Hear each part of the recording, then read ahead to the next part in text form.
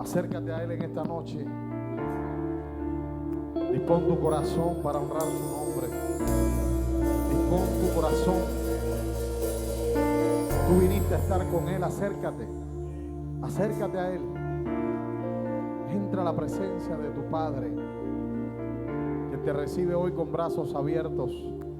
Te dice: hijo, bienvenido a casa. Te traje para hablarte. El rostro de mi amado. Te traje para inquietarte. Hoy busco en su santo. Te traje para sacarte del error. No existen galardones ni tesoros que se puedan comparar. Tu voz yo he escuchado, con cuerdas me has llamado en tu amor. No hay nada que yo anhele más que verte, mi Señor. El rostro de mi amado, hoy busco en su santo lugar. No existen galardones ni tesoros que se puedan comparar. Tu voz yo he escuchado, con cuerdas me has llamado en tu amor. No hay nada que yo anhele más que verte, mi Señor. El rostro de mi amado es toda mi necesidad. Estar por siempre en tus brazos, tu hermosura contemplar. Frente al rostro de mi amado es donde siempre quiero estar, y que me mires con agrado, mi mayor placer será.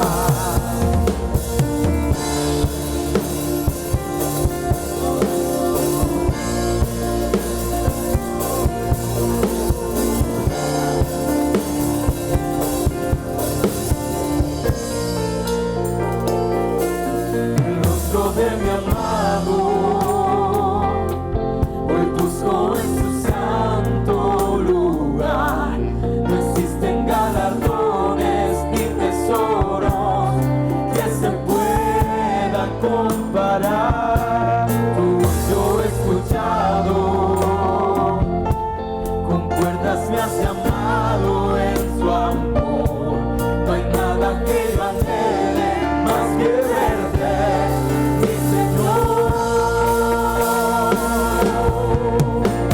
El rostro de mi amado es toda mi necesidad. Estar por siempre en tus brazos, tu hermosura contemplar. Frente al rostro de mi amado es donde siempre quiero estar, y que me mires con agrado, mi mayor placer será. El rostro de mi amado es toda mi necesidad. Estar por siempre en tus brazos, tu hermosura contemplar. Frente al rostro de mi amado es donde siempre quiero estar, y que me mires con agrado, mi mayor placer será.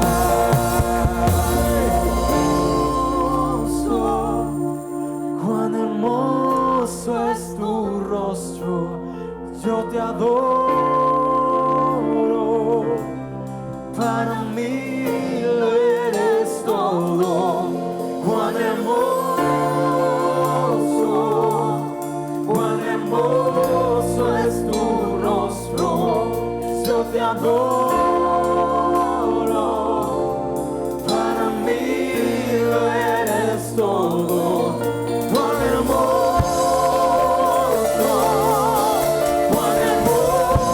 es tu rostro, yo te adoro. Para mí lo eres todo. Cuán hermoso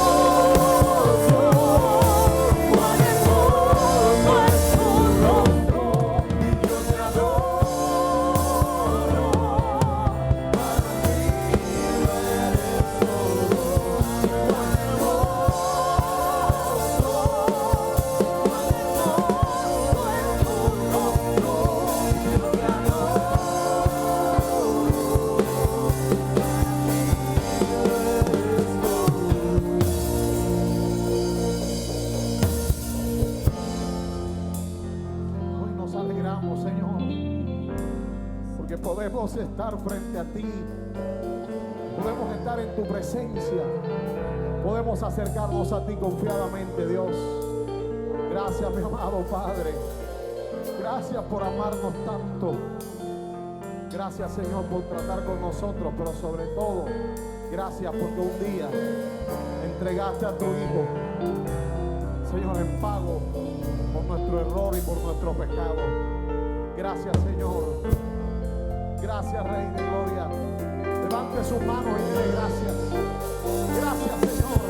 Te adoramos. Hay un pueblo que reconoce tu sacrificio.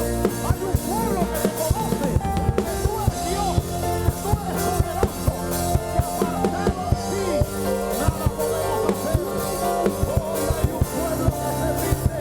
Hoy hay un pueblo que reconoce.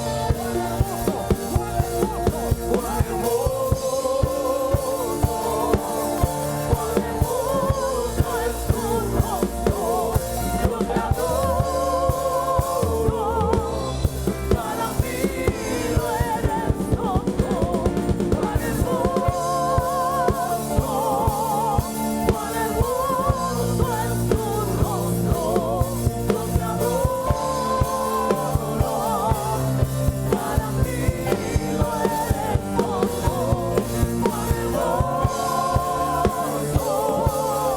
hermoso! ¡Cuán hermoso es tu rostro! Yo te adoro. Para mí lo eres todo.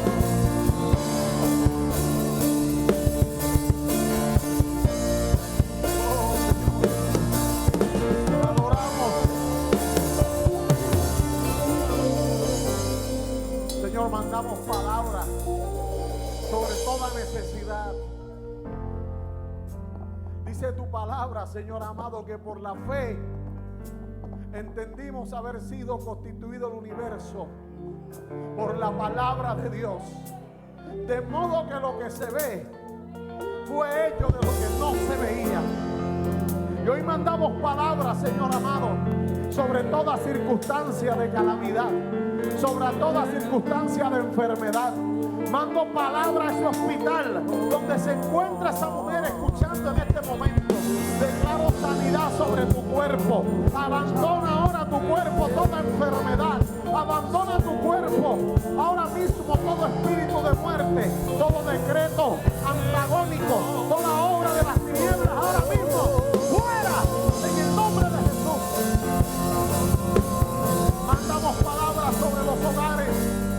Mandamos palabras sobre cada vida, aún sobre la gente que va pasando y está escuchando a través de este sonido. Mando palabras sobre tu vida. Hoy el Espíritu de Dios viene sobre ti. Hoy el Espíritu de Dios hace que se acabe el desierto. Hoy el Espíritu de Dios hace que los huesos secos cobren vida. Hoy el Espíritu de Dios transforma las circunstancias. Hoy el Espíritu de Dios se lleva afuera la depresión, el desánimo, fuera en el nombre de Jesús. Hoy el Espíritu de Dios abre los ojos espirituales. Hoy el Espíritu de Dios quita el peso que tenías encima.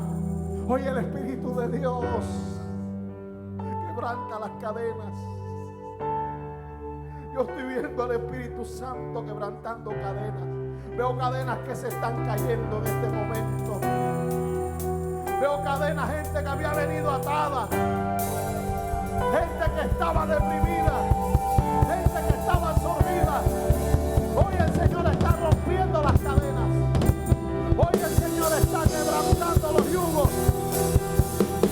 Hoy la mano de Dios viene sobre ti. Declárelo conmigo, la mano de Dios viene sobre mí. Oh. La mano del Señor vino sobre mí y me llevó en el Espíritu de Jehová. En medio de un valle donde todo estaba muerto, será que esos huesos vivirán. La mano del Señor vino sobre mí y me llevó en el Espíritu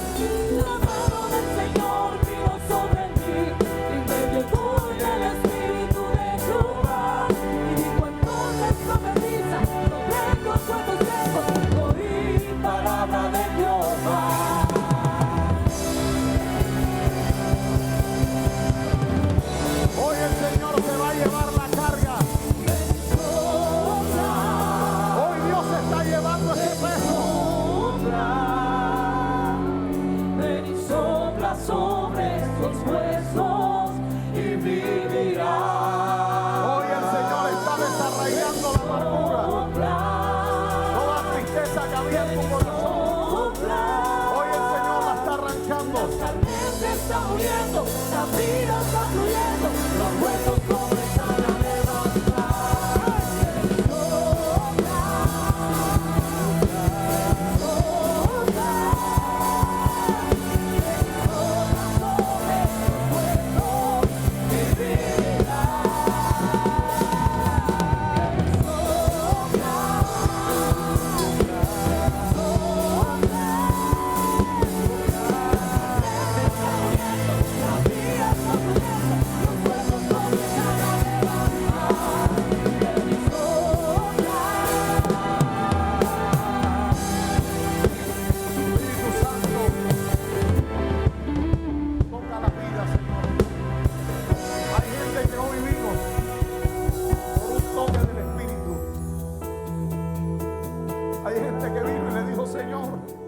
necesito que tú hoy me toques. Yo necesito que tú hoy me hables. Y hoy la mano de Dios está sobre ti.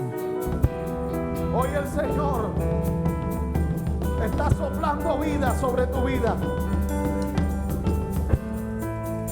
Hoy el Señor está tocando tu mente. Hoy su mano se está poniendo sobre ti. Sopla vida en esos huesos secos, lo que estaba Toda muerte espiritual, toda obra contraria, todo lo que había venido para destruirte, todo desánimo del diablo, fuera, fuera, fuera, en el nombre de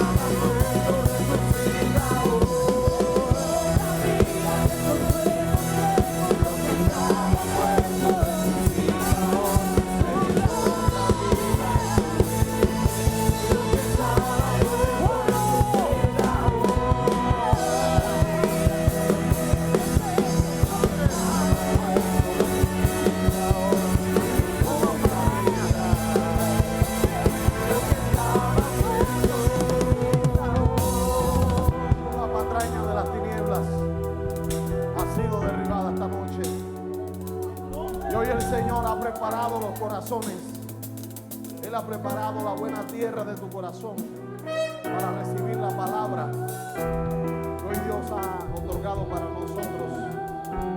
Así que dile: Dios, háblame. Háblame a través de tu palabra, Señor. Yo vine a escucharte a ti. Vine a recibir lo que tú tienes para mí. En el nombre de Jesús. Aleluya. Vamos a la palabra de Dios.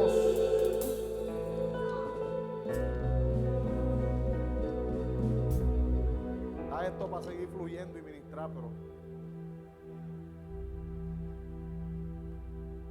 Dios me dio instrucciones muy puntuales esta noche, así que vamos a la palabra y si Dios nos permite, vamos al final a ministrar. Segunda carta a Timoteo, capítulo 3, versículo 16. Le voy a pedir un favor. Siéntese al lado de alguien que haya venido a escuchar la palabra. Si usted ve que el que está a su lado está haciendo mucha moriqueta, párese de ahí. Sí, que el teléfono, que WhatsApp, que Facebook, nada. Párese de ahí. Y vamos a escuchar la palabra, amén. Dios nos va a hablar a todos. Amén. Y damos lectura a la poderosa palabra de Dios en el nombre del Padre, del Hijo y del Espíritu Santo. Sabe, antes de leer, tengo algo que decirles. Venir a este lugar no es cualquier cosa. Yo el viernes pasado no pude estar aquí, estaba fuera con mi esposa en unos compromisos que teníamos ya de hace 2 años y debíamos acudir y bueno, estuvimos, en vista que estábamos en otra ciudad, le dije: mija, vámonos a otra iglesia, vamos a congregarnos hoy. y fuimos a un lugar muy grande, muy bonito. Una pantalla yo creo que más grande que este salón. Y no importa qué lugar yo vaya, ¿sabe? Yo cuando vengo aquí a este lugar, a esta loma, a este monte, yo siento que estoy en el mejor lugar. Aquí me llamó Dios, aquí conocí al Señor y aquí lo sigo conociendo. Así que el hecho de que usted esté esta noche aquí no es cualquier cosa. Amén. Así que su venida a este lugar valga la pena. Amén. Vamos a leer la palabra. Toda la escritura es que inspirada. ¿Por quién? ¿Qué más dice? Y útil para enseñar. Ahí hay una coma, pare. Para redarguir. Hay otra coma ahí, ¿verdad? ¿Para qué? Corregir. Para instruir ¿en dónde? A fin de que el hombre de Dios sea como enteramente preparado para toda buena obra. Amén. Esta noche les voy a hablar acerca de la supremacía de la palabra de Dios. ¿Por qué la palabra de Dios? Les puedo decir que después de la comunión con el Espíritu Santo, lo más importante que debe tener un cristiano es la palabra de Dios. Isaac, necesito que me coloques la presentación para que los hermanos vayan viendo.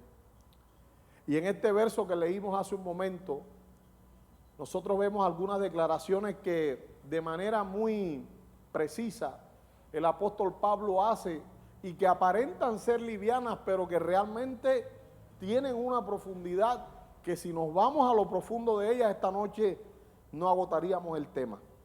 Pero empieza diciendo que toda la escritura es que, toda, dice, toda es que inspirada por Dios.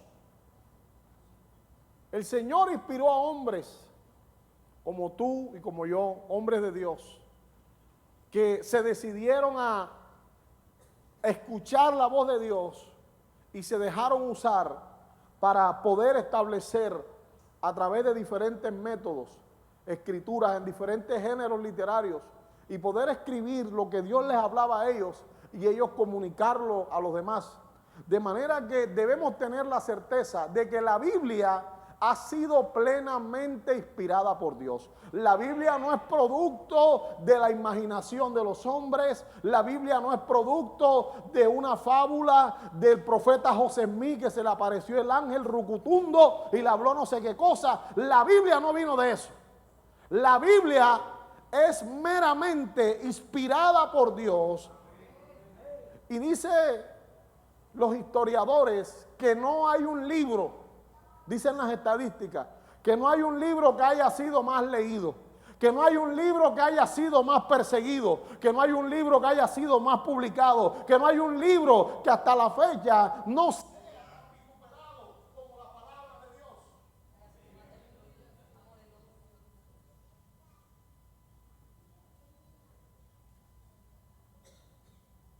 La Biblia no es un libro que nosotros solamente leemos. La Biblia es el único libro que nos lee a nosotros. Cuando tú lees la Biblia te lee a ti también. Y la Biblia hace las veces de un espejo en el cual tú cuando la lees a conciencia te das cuenta de cuál es el estado en que realmente tú te encuentras. Y dice aquí que la Biblia fue inspirada por Dios, pero ¿para qué Dios se la dio a los hombres? Y también está la respuesta. Dice, para enseñar. Dios quiere enseñarnos. Nosotros somos sus hijos. Y como sus hijos, Él quiere enseñarnos las cosas que Él espera que nosotros hagamos. Es imposible que usted pueda cumplir a cabalidad las reglas, las normas, las leyes de un país si primeramente usted no las conoce. Usted ve que en algún tiempo cuando, bueno, la gente de mi época, estábamos en el bachillerato, en décimo, en noveno, en 11, uno andaba con la Constitución y en el colegio nos enseñaban cuáles eran los delitos, cuáles eran nuestros derechos, nuestros deberes como ciudadanos. Y leyendo la Constitución uno se hacía una idea de qué podía hacer y qué no podía hacer. De manera que la palabra de Dios, una de sus funciones esenciales es enseñarnos a nosotros poder ser hijos de Dios, hacer su voluntad, pero sobre todo a permanecer en Él y para Él. Amén. Y luego dice, y aquí viene una segunda función de la palabra, y esta función es un poquito incómoda, y es la función de redarguir. Si usted viene a la casa de Dios y usted no quiere ofenderse, váyase para un psicólogo mejor. Váyase para un consultorio de un brujo mejor, que le digan lo que usted quiere escuchar. Pero aquí en la iglesia, a través de la palabra, nosotros seremos redarguidos. La palabra de Dios es como una gotica de limón que te cae cuando tú tienes una cortadita ahí, un pellejito en el dedo. La palabra de Dios nos va a redarguir. Y la palabra de Dios no debe provocar solamente remordimiento en nosotros. La palabra de Dios pretende provocar arrepentimiento. Porque el remordimiento arde, pero usted sigue igual. Pero en el arrepentimiento usted le arde y usted cambia. Amén. Y dice, para corregir. No solamente redarguirme, no solamente inquietarme, a mostrarme la condición de mi vida. Porque repito, la Biblia es un espejo. Sino para que también yo corrija aquellas cosas que necesito soltar. La Biblia es un manual que nosotros debemos poner en práctica, no que debemos poner en la sala de nuestra casa, abierta en el Salmo 91. Billy Graham dijo en una conferencia, una Biblia llena de polvo es un corazón reseco. Cuando usted tiene su Biblia archivada, usted tiene su corazón reseco. Cuando usted no consulta la palabra de Dios, usted no tiene nada. Porque entonces, ¿cómo usted será enseñado? ¿Cómo usted será redarguido? ¿Cómo usted será corregido? Pero no solamente se queda en la corrección, sino que dice, para instruir en justicia. El instruir en justicia nos va a llevar a que a través de la palabra nosotros vamos a vivir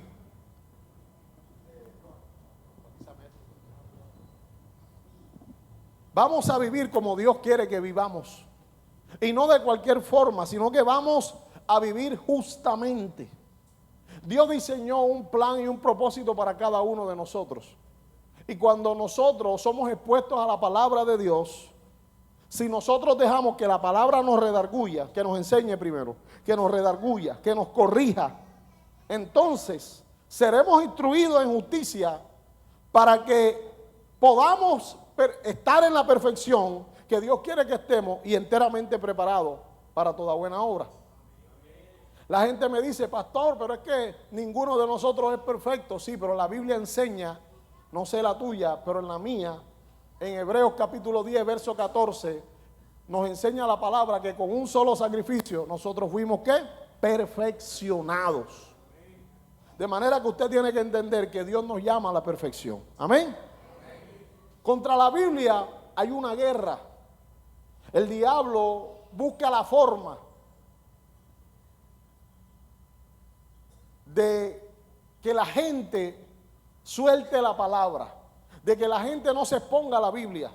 El diablo trata de miles de formas de que la gente no esté conectado a la palabra, porque un cristiano conectado a la palabra es un cristiano que no está en oscuridad, sino que la luz lo alumbra y le muestra el camino por donde ha de andar.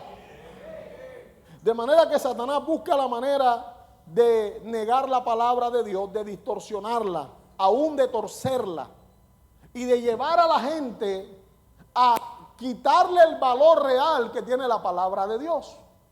Cuando Dios me estaba hablando que predicara este tema hoy, el Señor me decía, quiero que lleves a la iglesia al entendimiento de cuán valiosa es mi palabra, porque en este tiempo la palabra está escaseando. Usted ve a la gente predicando de cuánta cosa, no te preocupes, te soltaron, te quitaron el manto, te dejaron solo, y hablándole a las emociones de la gente y la gente llorando, ay, eso es conmigo. Pero no van a la enseñanza. No le enseñan nada a la gente. No, la gente no es redarguida, la gente no es corregida, la gente no es instruida para vivir en justicia. sino que la gente sale diciendo, entre más me opriman, más me multiplicaré. Salen con las emociones hasta el techo, como la pony, lleno de espuma. Pero cuando usted va a meterle la boca al vaso, no hay nada, pura espuma. Tenemos que aprender que la palabra de Dios es muy importante y que bíblicamente está establecido que en este tiempo la palabra escaseará. Es algo que proféticamente Dios estableció, pero que nosotros no podemos descuidarnos o ignorar más bien que tenemos que hacer un trabajo y es permanecer conectados a la palabra.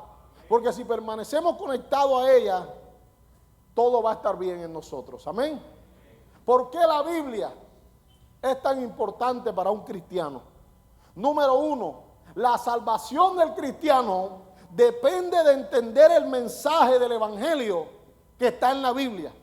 Si usted no entiende el mensaje del evangelio que está en la Biblia, usted no va a ser salvo.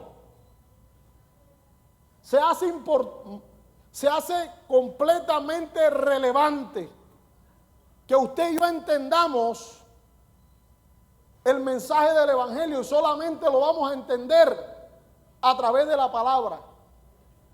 No hay manera de entenderlo. No cabe en la filosofía de nadie.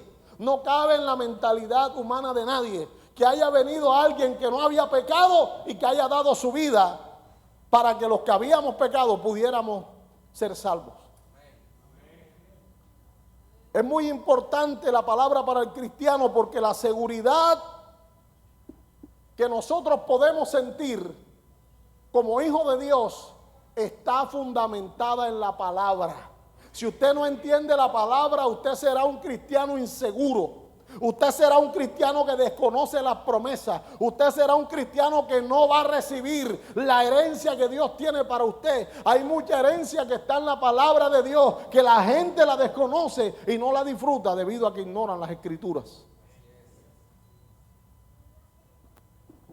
Necesitamos entender que para nosotros los cristianos no hay otra cosa que produzca, y esto lo digo con toda certeza, no hay otra cosa que produzca más crecimiento espiritual que la palabra de Dios. No es que te unjan con aceite de catapila, ni que te echen la baba del profeta no sé quién, ni que te pongan un manto profético, ni que te pongan las 7 cabullas de Salomón, nada de eso. Lo que más favorece el crecimiento espiritual de un cristiano es la palabra. Un cristiano que no está conectado a la palabra es un cristiano que no crece. Es un cristiano que no avanza. Es un cristiano en el cual no se ve progreso. Ahora, el poder de nosotros para testificar lo que Dios ha hecho en nosotros está fundamentado en que nosotros seamos conocedores y practicantes de la palabra de Dios. Si usted no practica y si usted no conoce la palabra de Dios, usted no podrá testificar. Recuerde que nosotros como iglesia tenemos una sola cosa que Cristo nos mandó a hacer. Y es vayan y hagan discípulos a todas ¿qué? Las naciones, bautizándolos en el nombre del Padre, del Hijo y del Espíritu ¿qué? Santo. La Biblia es la que nos faculta a nosotros, a través que leemos la palabra, a través que nos exponemos a ella, nosotros recibimos un empoderamiento que claramente se necesita oración, se necesita meterse al lugar secreto para que Dios nos recompense en público, se necesita invertir tiempo en desarrollar una comunión con Dios. Pero le soy sincero, yo conocí al Dios de David leyendo los salmos de David. Yo conocí al Dios que hablaba con Abraham leyendo el libro de Génesis. Y a medida que yo empecé a leer, me di cuenta que así como Abraham había tenido una relación con Dios, yo también quería que Dios tuviera así una relación conmigo. Cuando yo empecé a ver a Jacob operando de esa manera y buscando a Dios como lo buscaba, yo decía, hombre, ese hombre es tremendo en la fe. Cuando yo empecé a ver a Isaac, cuando empecé a leer de los profetas, cuando empecé a leer el libro de Hechos y viendo cómo Dios usaba a esos hombres, yo dije, Señor, entiendo que tú también me puedes usar a mí. Pero quien no se expone a la verdad, no disfruta de la verdad. Se hace necesario, mis amados, que cada vez más nosotros seamos apegados a la palabra. Porque siendo apegados a la palabra, nosotros conoceremos más a Dios y conociendo más a Dios le serviremos mejor. Amén. La Biblia es como el GPS del cristiano. Los GPS funcionan conectados a 4 satélites. Son 4 satélites que están alrededor de la Tierra y el GPS lo que hace es georreferenciar esos satélites y él le manda al satélite que tiene a la derecha la posición, se la manda al que está arriba, abajo y al de la derecha también. Y entonces los 4 satélites en conjunto le dejan saber a la persona en qué latitud, en qué altitud se encuentra, en qué posición geográfica. Ahora bien, la Biblia nos muestra cuál es nuestra ubicación actual. Cuando usted lee la palabra y usted lee que sin santidad nadie verá al Señor, y usted se expone a lo que Jesús habló acerca de, antes de verle la paja a nuestro hermano, veamos la viga que tenemos en nuestro ojo. Y cuando usted se expone a esas verdades, usted sabe en qué condición está usted. Yo no necesito decirle a nadie aquí que usted tiene 2 maridos, que usted tiene 3, que usted tiene 4, que usted tiene 5, que usted es aquello, que usted es esto. Yo no necesito decirle eso. Cuando usted lee la palabra, usted sabe su condición. Entonces, número 1, la Biblia como GPS nos enseña y nos muestra cuál es nuestra ubicación. Pero también nos traza rutas para poder llegar a donde nosotros necesitamos llegar. A través de la Biblia se nos muestran los caminos, se nos muestran las sendas por las cuales Dios quiere que nosotros andemos y no por las que nosotros queremos andar. La Biblia te va a mostrar cómo hacer negocios. La Biblia te va a mostrar cómo ser un buen empleado. La Biblia te va a enseñar cómo ser un buen padre. La Biblia te va a enseñar cómo ser un buen esposo. La Biblia te va a enseñar cómo ser un buen siervo de Dios. Y eso te va a trazar rutas. Pero también la Biblia te va a evitar que tú tomes caminos equivocados. Porque enseña la misma palabra que hay caminos que al hombre le parecen de bendición, pero su final es camino de muerte.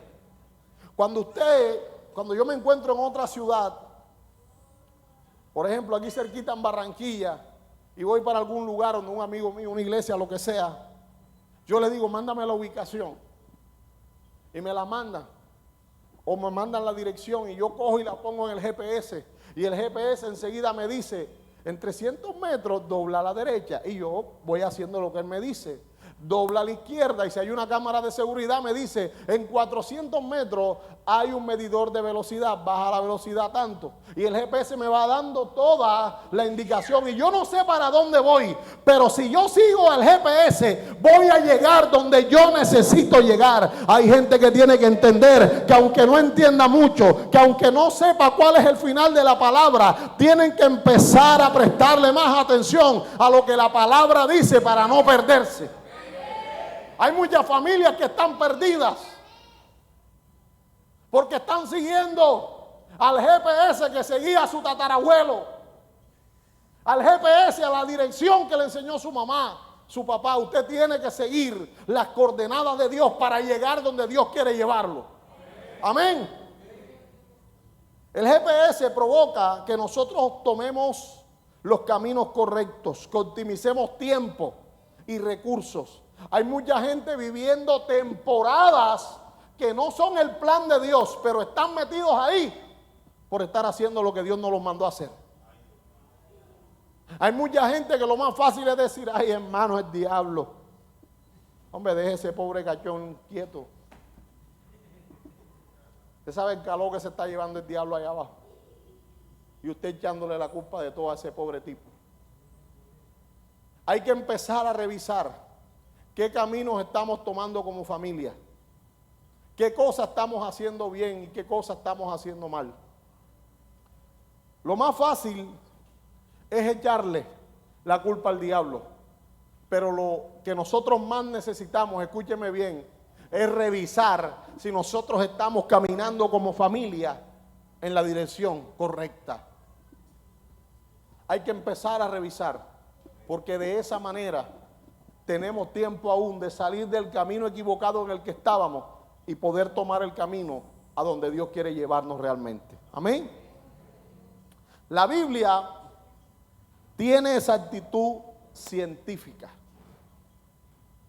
En la Biblia nosotros encontramos, desde que fue escrita, se encuentran cosas que el hombre recientemente es que ha venido a descubrir. En el año de 1861, la Academia Francesa de Ciencia escribió un folleto donde ellos describían 51 hechos científicos incontrovertibles según ellos, que no había controversia, que demostraban que la Biblia no tenía valor, decían ellos.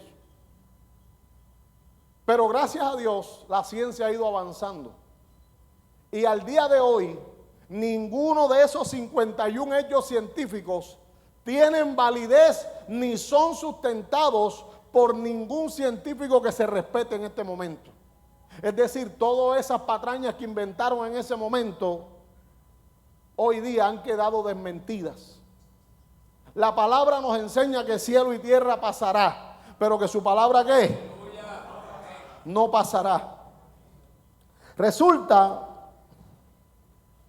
que cuando el hombre empezó, cuando los científicos empezaron y los filósofos comenzaron a analizar cómo era que la tierra estaba, los griegos, ponme la siguiente imagen, Isaac, por favor.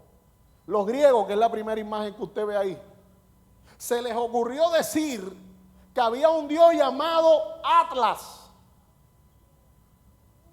Un tipo así como el pastor Camilo, bien acuerpado así, que cogía y tenía el mundo cargado sobre sus lomos. Que ese era un dios que tenía la tierra sobre sus lomos y que el día que Atlas se cansara, todo iba a colapsar.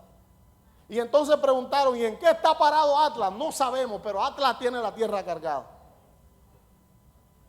Pero entonces los hindúes, dijeron que el mundo estaba sostenido por 3 elefantes grandes, 3 elefantes sagrados. Y que esos 3 elefantes tenían al mundo sostenido con su poderío. Y alguien preguntó, ¿y qué hay debajo de los elefantes? Y dijeron, una morrocoya. Y entonces usted ve la morrocoya. Y esa morrocoya tiene un caparazón grande y fuerte. Y preguntaron, ¿y debajo de la morrocoya qué hay? Y ahí no, esa imagen sí no la encontré, pero sí conozco que dijeron, hay una serpiente. ¿Y qué hay debajo de la serpiente? Dijeron, la serpiente está nadando en las aguas del universo. Pero los egipcios decían que la tierra estaba sostenida en 12 columnas. Cada quien tenía una teoría, cada quien había dicho algo. Pero ¿qué dice la Biblia? Recuerde que el libro de Job es uno de los primeros libros de la Biblia que fue escrito. Y Job capítulo 26, verso 7 dice, Él extiende el norte sobre el vacío, cuelga la tierra sobre la nada.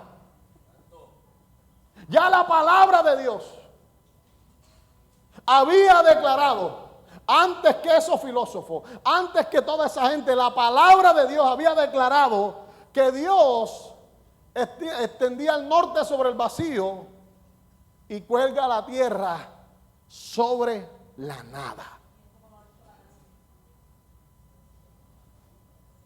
No hay ningún Atlas cargando la tierra, ni elefantes, ni burros de San Antero, ni morrocoya de San Jacinto, nada de eso. Es Dios quien ha permitido que esto sea realidad. Pero ¿cómo Job sabía esto? Job no tenía manera, porque Job no se había dado un paseíto alrededor del universo, no. Job había recibido esto como inspiración de parte de Dios, pero sigamos avanzando. Luego, nosotros vemos la teoría de que durante mucho tiempo se dijo que la tierra era plana, pero solamente hasta 1942 hubo evidencia científica certera de que la tierra era redonda. Cuando Cristóbal Colón fue a salir del puerto de donde salió, le advirtieron que tuviera cuidado porque podía caerse del borde de la tierra. Pero resulta que 750 años antes de Cristo, Dios le habló al profeta Isaías. Y el profeta Isaías declara lo siguiente: Él está sentado sobre el círculo de la tierra, cuyos moradores son como langostas. Él extiende los cielos como una cortina, los despliega como una tienda para morar. Ya el profeta Isaías había declarado que Dios estaba sentado sobre el círculo de la tierra. Esa palabra círculo en el original hebreo también la podemos connotar como esfera. Se encuentra así en la Septuaginta, se establece eso y dice esfera. Dios está sentado sobre la esfera. O sea, ya a través del profeta Isaías, Dios había sacado eso a la luz, pero el hombre quería tener evidencia y empezaron a hacer tantos experimentos, pero ya Dios había inspirado a sus hombres para que tuvieran esto claro. Amén. Luego hubo un hombre llamado Hiparco, un científico, que se le ocurrió que él iba a contar las estrellas. Pero la Biblia dice que las estrellas no se pueden contar. Y este hombre llamado Hiparco hizo un conteo, se pasó varias noches. Y él dijo que habían 1022 estrellas. Y esos resultados fueron válidos, o sea, fueron aceptados durante 250 años más o menos. Luego apareció un hombre llamado Ptolomeo. Ahí tiene un nombre para su hijo, para su nieto. Y Ptolomeo se le ocurrió decir que eran 1056. Hasta que 300 años después vino un estudiante de medicina llamado Galileo. Y este hombre inventó el primer telescopio rudimentario. Y cuando este hombre inventó ese telescopio, que empezó a ver hacia el cielo, se empezó a dar cuenta que habían cientos, miles, millones y centenares de billones de estrellas. Y que las estrellas eran incontables. Pero nosotros vemos que el profeta Jeremías ya lo había anunciado en Jeremías capítulo 33, verso 22. Con anterioridad lo había dicho y dice: como no puede ser contado el ejército del cielo, ni la arena del mar se puede medir, así multiplicaré la descendencia de David mi siervo y los levitas que me sirven. Él estaba hablando de las estrellas. Él había dicho que no se podían contar las estrellas, pero al hombre se le había ocurrido contarlas. Solamente hasta 1628, un hombre llamado William Harvey descubrió que la sangre circulaba por todo el cuerpo. Había una falsa creencia, la cual vino de parte de los médicos egipcios. Egipto era una de las civilizaciones que más tenía desarrollo médico. Sin embargo, ellos tenían algunas prácticas, ahorita les voy a contar una o dos, algunas prácticas que eran bastante repugnantes. Cuando un egipcio se estaba poniendo canoso, los médicos le recomendaban que buscaran un gato negro, lo mataran. Después de haberlo matado, lo metieran en aceite hirviendo, en manteca. Por lo general era manteca de cerdo. Y lo metían al aceite hirviendo. Luego lo sacaban y cuando el gato se enfriaba, la gente se pasaba el gato por la cabeza para tinturarse el cabello. Tenían remedios con excrementos de burro, los que usted quiera. Pero los egipcios habían inventado que cuando alguien estaba enfermo era porque ellos sabían que había sangre, pero lo que ellos no entendían era que la sangre circulaba por todo el cuerpo. Y ellos decían que cuando a alguien le dolía la cabeza, tenían que hacerle una herida en la cabeza para que sangre de su cabeza saliera. Y así mataron a mucha gente, porque la gente se sentía mal y lo que hacían era hacerle herida para que saliera sangre, y si no se componía, hacían otra herida. Y de esa manera, incluso, nosotros vemos que George Washington fue víctima de esa práctica. Cuando usted lee la historia se da cuenta de eso. Y este médico llamado William Harvey lo descubrió en el año de 1628, que la sangre recorre todo el cuerpo. Y nosotros vemos que ya Moisés lo había dicho en Levítico, capítulo 17, verso 14, donde dice, donde dice, porque la vida de toda carne es ¿qué? ¿Su qué? Su sangre. La vida de toda carne es decir, en todo donde hay vida es porque hay sangre. Ya Moisés lo había descubierto, ya Moisés lo había declarado, porque Dios se lo había mostrado. Pero en el siglo XIV vino también una enfermedad que según las estadísticas, fue más potente que el COVID. Esa enfermedad se llamaba la peste negra. 1 de cada 4 personas murió por la peste negra. Esa peste negra mató a mucha gente en Europa. Pero ¿dónde estuvo la solución a la peste negra? No en que inventaron una vacuna, no en que inventaron una toma de viejo, no en que inventaron el Vaporú, no, ahí no estuvo la solución. La solución a la peste negra estuvo en la palabra. Y resulta que en Levítico capítulo 13, verso 46, dice lo siguiente: todo el tiempo que la llaga estuviera en él, será como inmundo, estará impuro, dice, y habitará solo. Fuera del campamento será su morada. Resulta que cuando un médico que era creyente leyó esto en la palabra, dijo, entiendo, a toda la gente que tenga peste negra hay que aislarla para que no se siga propagando. Y eso provocó que se inventaran lo que nosotros hoy día entendemos o llamamos cuarentena. Y de ahí, de la palabra de Dios, sale la cuarentena. Ya Dios se lo había enseñado a los israelitas. Pero cuando este médico europeo leyó esto, fue un francés, cuando él leyó esto, entonces pudo venir la salvación a través de algo que Dios había dejado escrito en la palabra. Así como este hecho, le puedo decir muchos más. Pero la Biblia siempre ha sido solución, siempre ha brindado solución a los problemas del hombre. La Biblia posee unidad. La Biblia posee 66 libros, de los cuales 39 nosotros tenemos en el Antiguo y 27 en el Nuevo Testamento. La escribieron más de 40 autores. La escribieron en un periodo de 1600 años. Pero aunque hubieron tantos autores, aunque hubieron tantos años de diferencia, nosotros encontramos que la Biblia está completamente bien ajustada.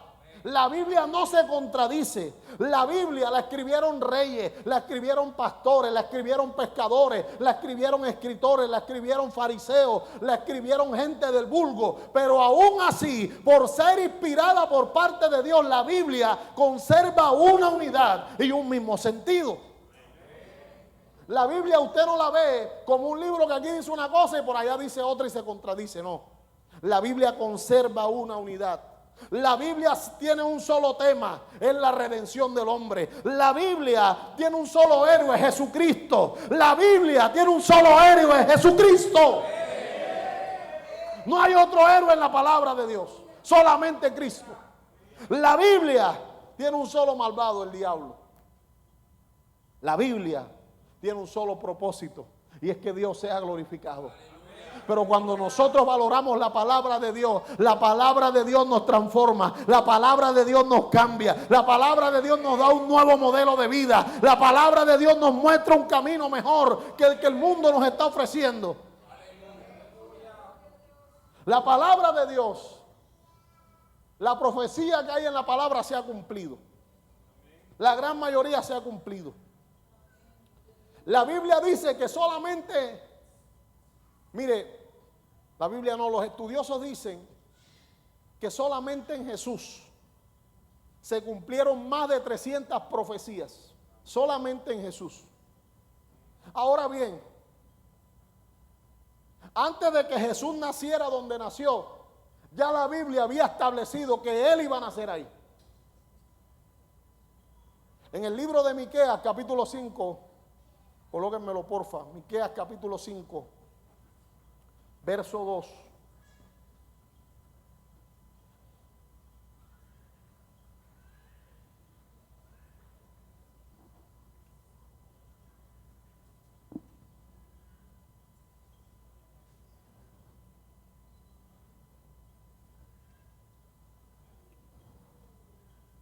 Yo lo busco acá en la mía.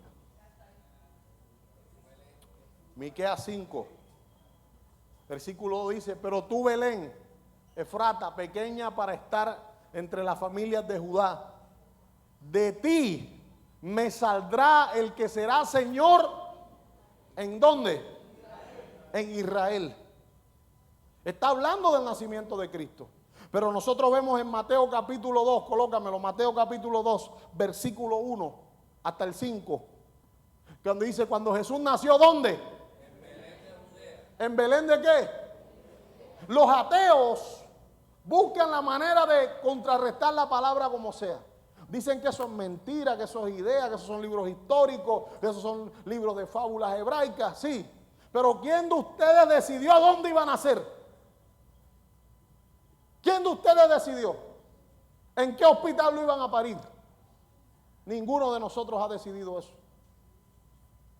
Pero Dios decidió dónde iba a nacer su hijo y lo anunció desde hacía muchos años.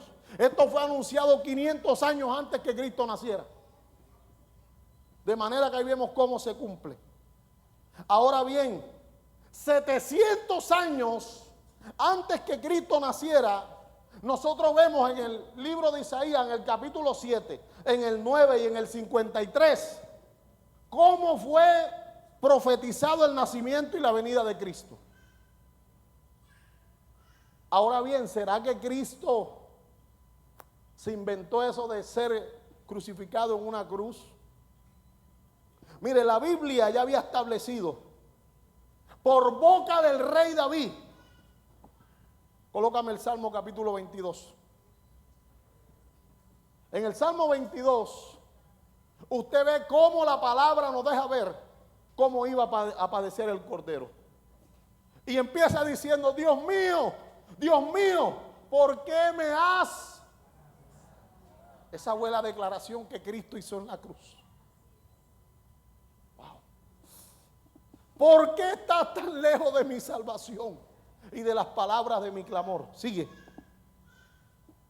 Dios mío, clamo de día y no respondes, y de noche y no hay para mí reposo. Está hablando del martirio de Cristo. Pero tú eres santo, tú que habitas entre las alabanzas de Israel. En ti esperaron nuestros padres, esperaron y tú los libraste. Clamaron a ti y fueron librados, confiaron en ti y no fueron avergonzados.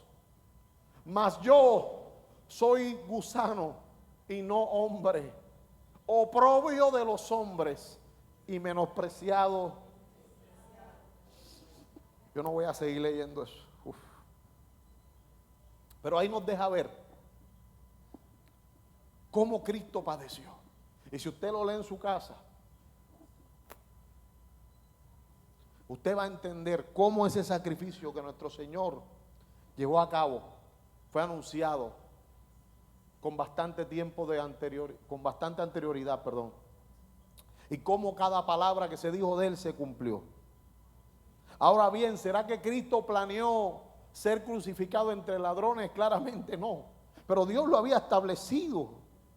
Dios habló en Isaías capítulo 53, verso 9, que Cristo iba a estar en medio de ladrones, y se dispuso, mire, con los impíos su sepultura. Y entonces luego viene y dice: mas con los ricos fue en su muerte. Está hablando de la tumba, porque la tumba era de un hombre millonario donde metieron a Cristo. Todo eso estaba profetizado. Nosotros vemos cómo la Biblia brinda esa actitud acerca del plan de Dios. Cuando usted lee la Biblia, usted conoce los planes de Dios. Y usted entiende que lo que usted está pasando es solamente un camino hacia el proceso donde Dios quiere bendecirlo. Amén. En la Biblia se profetizó que a Jesús lo iban a vender por 300 piezas de plata. Eso nosotros lo encontramos en Zacarías capítulo 11, versículo 12. Zacarías 11, versículo 12.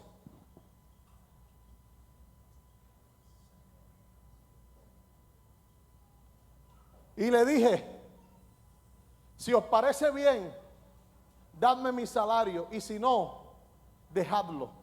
Y pesaron por mi salario 30 ¿qué? ¿Piezas de qué?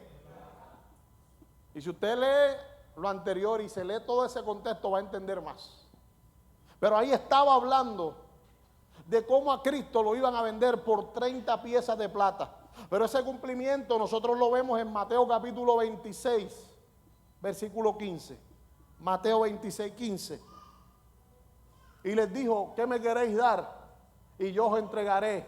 Y ellos le asignaron ¿qué? 30 piezas de plata. Vemos cómo la Biblia guarda un orden, una unidad completa. Y así le puedo hablar de cientos de versículos. Pero yo no vine aquí a darles una clase de eso. Pero es bonito estudiar esto. Esta semana Dios me ha tenido así saltando de libro en libro, enseñándome algunas cosas. Y en medio que Dios me enseña, ¿sabe qué es lo que más aprendo? Que Dios es perfecto, que a Él no se le escapa nada y que Él quiere que nosotros seamos mejores. La Biblia tiene una calidad eterna. La Biblia no pasa de moda. La Biblia no se vence. La Biblia no se desactualiza. A la Biblia no hay que descargarle actualización. La Biblia no le sale un software nuevo. No. La Biblia es para siempre. Dice la primera carta de Pedro, capítulo 1, verso 24, que toda carne es como hierba y toda la gloria del hombre como flor de la hierba. La hierba se seca y la flor se cae. Dice, mas la palabra de Dios permanece para siempre. Tú le puedes comprar a tus hijos la mejor cama. Tú le puedes comprar el mejor televisor. Le puedes poner el mejor internet. Le puedes comprar la mejor ropa, pero todo eso se va a dañar. Pero habrá algo que si tú le das a tus hijos nunca se va a dañar. Y ellos tampoco se dañarán. Y es la palabra de Dios. Hay que entender que la palabra de Dios es lo que más necesita nuestra familia. Hay que entenderlo. La palabra de Dios es lo que más necesita tu familia. Dios ha mantenido la promesa que le hizo a Isaías hace más de 2500 años. Una promesa que nosotros encontramos en Isaías capítulo 59, verso 21. Y es que no escasearía la palabra. Colócaselo ahí. Deja la Biblia, no te preocupes, pon la Biblia. La Biblia posee un poder transformador. El apóstol Pablo lo sabía. La Biblia no está ahí para que usted la abra como un librito normal y a usted no le pase nada, no. En la Biblia hay poder para que nosotros seamos transformados. Por eso el apóstol Pablo dijo en Romanos 1:16, porque no me avergüenzo del evangelio, porque es poder de Dios para salvación a todo aquel que cree. Al judío primeramente y también al griego. El Señor establece esto a través de Pablo. No me avergüenzo del evangelio porque es poder. ¿Para qué? Para salvación. En la Biblia está el poder para salvarte. En la Biblia está el poder para que tú dejes la droga. En la Biblia está el poder para que salgas de la prostitución. En la Biblia está el poder para que tú salgas del adulterio. En la Biblia está el poder para dejar el doble ánimo. En la Biblia está el poder para ser buenos esposos. En la Biblia está el poder para que nuestra vida sea transformada. La pregunta es, ¿por qué no cambiamos a veces? Y hemos escuchado la Biblia. Porque no abrimos nuestro corazón para que la Biblia entre a nosotros y nos cambie. Porque no atesoramos la palabra. Porque no le damos el valor que ella se merece. La Biblia no es cuento de vieja. La Biblia tiene autoridad y tiene poder.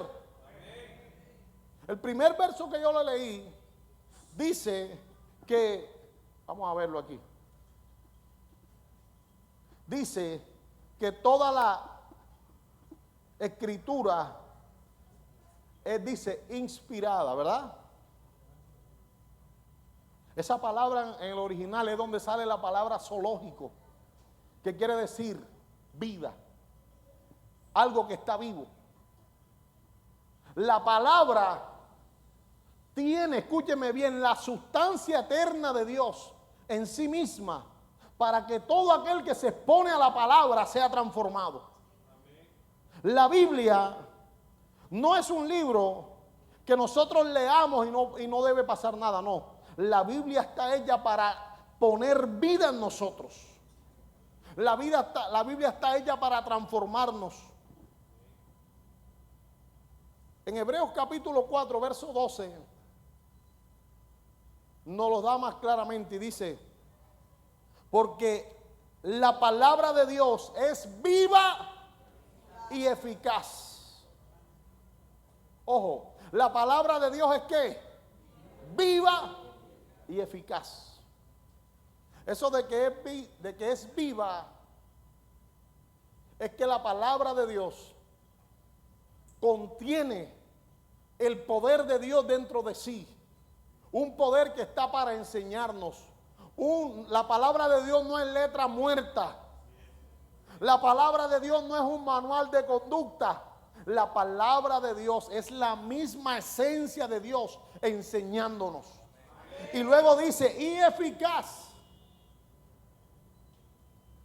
más cortante que toda espada de dos filos, y penetra hasta partir el alma y el espíritu, las coyunturas y los tuétanos, discierne los pensamientos y las intenciones del corazón. Es decir, la Biblia te lee. La Biblia sabe si tú eres o no eres.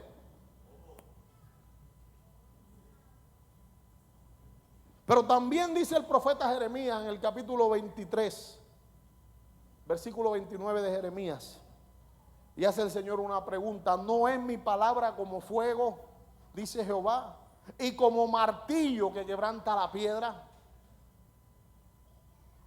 En una ocasión estaba Billy Graham en uno de sus primeros mensajes predicando en un estadio, y había una multitud tremenda, y la gente en ese tiempo no era como muy acepta al evangelio. La gente estaba llena de teorías y de cuestiones evolucionistas, de manera que Billy Graham empezó a predicar, y había un médico en la primera fila, y ese médico, todo lo que Billy Graham hacía, él lo cuestionaba, y todo lo que Billy Graham decía, él decía que eso no era así, que eso era una tergiversación, que eso era una mentira, que eso no estaba bien.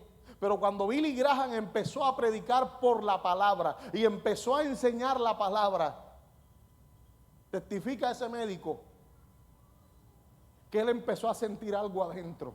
Empezó a sentir que se quemaba por dentro y dijo: ¿qué será que tengo gastritis? ¿Qué es lo que me está pasando? Pero ese fuego iba creciendo en su pecho. Y cuando Billy Graham hizo el llamado y dijo: los que quieran recibir a Cristo, pasen aquí adelante, al lado de él había un tipo con el que él había pasado toda la prédica quejándose y hablando mal de Billy Graham. Y él le dijo al tipo: yo no sé usted, pero yo sí voy a pasar a recibir a Cristo. Y cuando iba a pasar, el que estaba al lado le dijo: yo también, es más, yo soy un ladrón, ya le había robado la billetera, tome, aquí está, vamos a recibir a Cristo. Y pasaron los dos a recibir a Cristo. La gente tiene que entender que la palabra de Dios nos golpea. Sí. La palabra de Dios impacta nuestra vida, sí. Y al principio duele cuando uno se expone. Pero en la medida que tú dejas que ese martillo llegue a tu vida, no es para destruirte, es para pulirte y darte forma. Pero también dice que es como fuego. Ese fuego transforma, todo lo que se expone al fuego es transformado. Y le tengo una noticia: cuando algo se expone al fuego, nunca más vuelve a tener la misma característica. Así que si usted deja que el fuego de la palabra de Dios venga a su vida, usted será transformado de una vez por todas. Quiero terminar. ¿Para qué la palabra? Dios quiere enseñarnos. Dios quiere redarguirnos, Dios quiere corregirnos y Dios quiere instruirnos en justicia para que estemos preparados para toda buena obra. Iglesia El Faro, Dios nos ama, por eso nos ha dejado su palabra. Por eso Él aquí pone el sentir en hombres y mujeres de Dios de todavía predicar la palabra. Aquí en esta iglesia nunca se predicará fábulas ni cuentos chinos. Aquí no se va a predicar enseñanza de hombres. Aquí se va a predicar siempre la palabra de Dios. Esta es una iglesia que está fundamentada en la palabra. Nosotros no estamos fundamentados en los cuentos de los hebreos, en el Tanad, en el no sé qué. Nosotros no estamos nada de eso. Nosotros estamos en la palabra de Dios. Y estando parados en la palabra, tenemos una esperanza viva. Y esa esperanza nos deja ver que en este tiempo, este GPS llamado la palabra, nos deja ver que ya los tiempos se están acabando.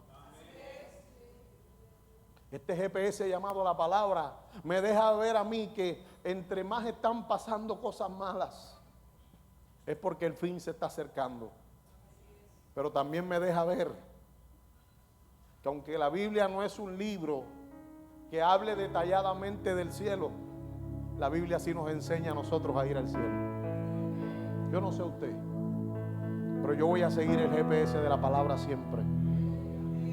Yo le digo: Señor, si tú ves que un día a mí se me está saliendo la cadena, llévame. De una, Padre, ni espabile, llévame. Yo no quiero otra cosa. Yo quiero seguir tu camino. Yo quiero decirle a usted, amado hermano, ame la palabra. La palabra es una expresión de amor de Dios para con nosotros. ¿Usted se imagina que Dios hubiera ido y no hubiera dejado palabra? Estuviéramos nosotros aquí con la cabeza grande y nos reuniéramos. Pero gracias a la palabra nosotros vemos la fidelidad de Dios, conocemos sus planes, sabemos que Él quiere con nosotros y gracias a la palabra podemos cambiar. Amén. Póngase de pie un momentito. Déjeme orar por usted. Quiero decirle que a todos les amo, pero Dios te ama mucho más de lo que yo te puedo amar. Y por eso te dejó la palabra, te dejó esa herencia. Si había alguien que no estaba valorando la palabra de Dios, ponte a cuenta ahí con Dios y dile: Señor, perdóname. Yo te prometo que de hoy en adelante, Señor, voy a amar más tu palabra. Voy a enfocarme más en ella y voy a vivir más como tu palabra lo dice. Que esta palabra sea revelada a mi vida, Señor. Que tu Espíritu Santo me enseñe. Yo quiero que tú seas mi maestro, Espíritu Santo. Enséñame tú mismo. Revélate a mi vida a través de la palabra. Quebranta las cadenas. Abre los ojos de los ciegos, Señor. Tu palabra dice que conoceríamos la verdad y que la verdad nos haría libres. Señor, y a través de tu palabra nosotros podemos conocer a Jesús. Y conociendo a Jesús seremos verdaderamente libres. Hoy te pido, Dios, que tomes la mente, el alma, el espíritu de cada uno de nosotros y te lleves todo engaño de las tinieblas. Gente que estaba apática a la palabra de Dios, vuelve al diseño de Dios. Hoy, Señor, yo te pido en el nombre de Jesús, enséñanos a través de tu palabra, háblanos a través de tu palabra, revélate a nuestra vida a través de tu palabra. Y en todo tiempo, Señor amado, muéstranos que a través de tu palabra es que nosotros te podemos agradar y podemos glorificarte en todo tiempo. Señor, toda resequedad espiritual,